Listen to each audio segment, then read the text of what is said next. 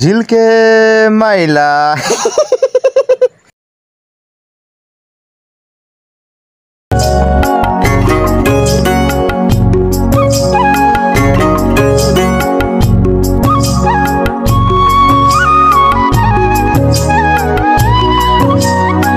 यो कथा फुलमाया नगरपालिकाको हो। भर्खरै भएको चुनावमा श्री डमरू काफ्लेले धेरैभन्दा धेरै भोट ल्याएर आफ्नो विपक्षीलाई ट्वाँ पारेका छन्। सोहीको अवसर पार्दै मेयर श्री माने बहादुर र गाउँका मानिसहरू बधाई कार्यक्रममा उपस्थित हुँदै बस्नुस् न।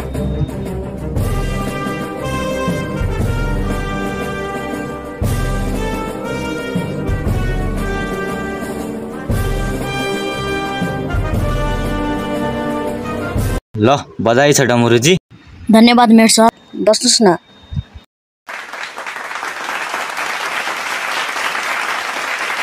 मेरा प्रिय गाउँवासीहरू, मलाई भोट दिएर जिताउनु भएकोमा तपाईहरूलाई धेरै धेरै धन्यवाद। अब तपाईहरू चिन्ता नलिनुस्। डमरू काफ्ले डमरू बजाउँदै तपाईहरूको घरको दैलो दैलोमा समस्या समाधान गर्न, विकास गर्न आउँदैछु। यो जित डमरूको होइन, तपाईहरूको। जय नेपाल। धन्यवाद। के गर्नु दिदी, यसपालि पनि त्यही डमरूले जित्यो। हाम्रो गाउँ फेरि जस्ताको त्यस्तै भयो।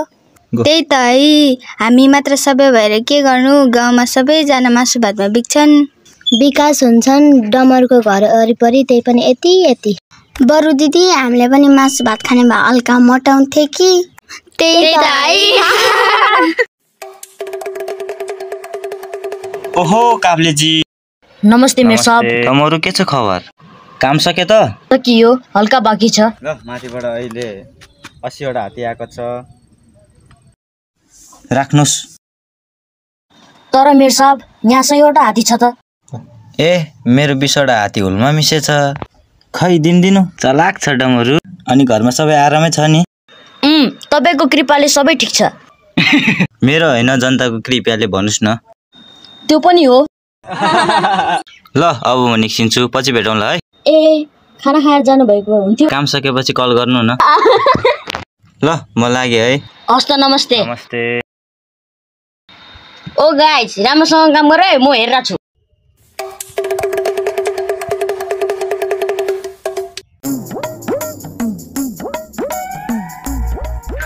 हेलो ठेकदार ज्यू, मेरो अफिसमा आउनुस्। हस् हस्।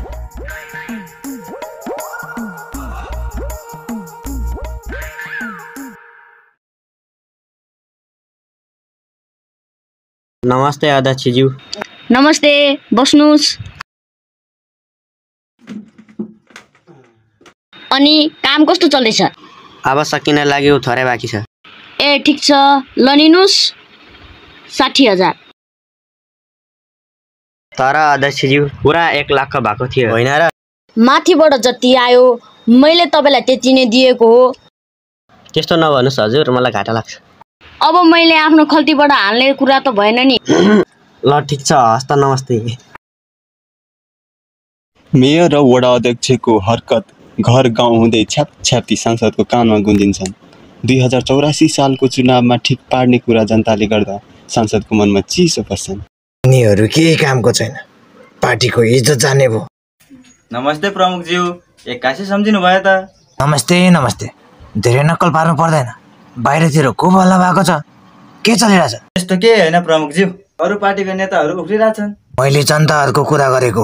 अब प्रमुखज्यू, मान्छेहरू त भगवानको कुरा काट्न थाल्छन्, हामी त झन् मान्छे। मैले तपाईँहरूको क्षेत्रमा त्यति धेरै बजेट उठाएको, तपाईँहरू चाहिँ बुढीको लागि लिपस्टिक अनि आफ्नो लागि कटो किन्ने? यस्तो चालामालाले जनताहरूले 84मा तपाईँहरूको 84 गर्छन् अनि उत्तानो फर्केर बस्नु। अरू कुरा के होइन, मैले फेरि पनि यस्तो कुरा सुने भने ठिक हुने छैन। मैले यति भन्नुलाई कल गरे। हस् त।